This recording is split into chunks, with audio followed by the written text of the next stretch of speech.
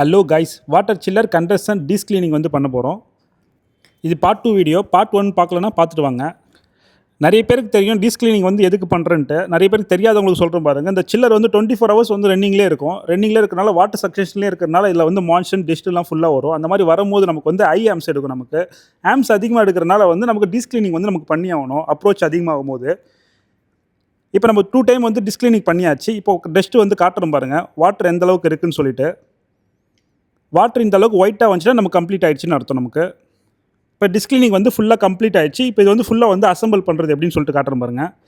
சில்லரை இன்னு அவுட்டு கவர்ஸ்லாம் ஃபுல்லாக வந்து எபாக்ஷன் பெயிண்ட் அடிக்கணும். பெயிண்டில் அடிச்சுட்டு வந்து கவருக்கு வந்து க்ரீஸ் போட்டு ஓரிங் போடணும். ஓரிங் போட்டு ஃபிக்ஸ் பண்ண வேண்டியதாக பேக் சைட் கவரு.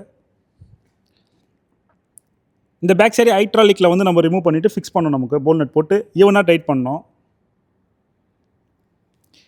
இந்த போல்நெட்டில் போட்டு ஆப்போசிட் ஈவனாக டைட் பண்ணால் தான் நமக்கு வந்து திருப்பி வந்து வாட்டர் லீக்கேஜ் அதெல்லாம் வராது. இப்போ ஆப்போசிட் வந்து ஈவனாக ஃபுல் டைட் வைக்கணும்.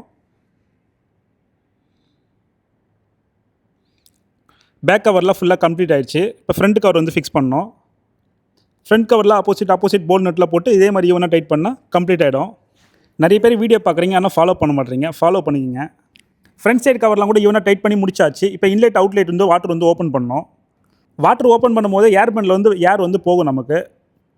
இப்போ வால்வெல்லாம் ஃபுல்லாக ஓப்பன் பண்ணியாச்சு, ஆன் பண்ணி செக் பண்ணியாச்சு. இந்த மாதிரி வீடியோ பிடிச்சிங்கன்னா ஃபாலோ பண்ணிங்க.